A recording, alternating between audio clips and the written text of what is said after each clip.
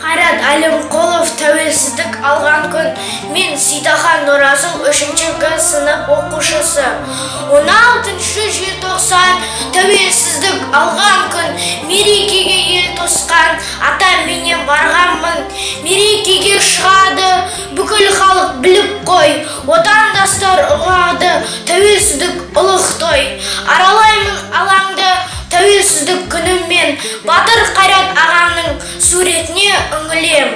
16 желтоқсан тәуелсіздік алған күн. Мерекеге ел тосқан, шырқатып ән салған күн.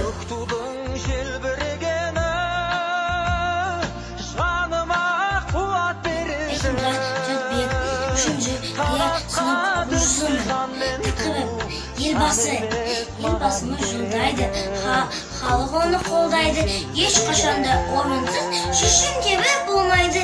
Елбасымыз қорғайды, халық қамын ойлайды, осындай жақсы адамның жақсылығы тарайды.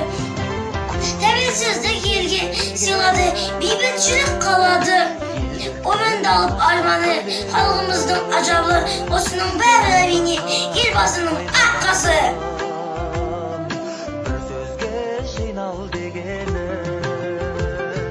Көк тудың желбірегені жаныма қуат береді. Таласқа түссе жан мен ту, жан емес маған керегі. Көк тудың желбірегені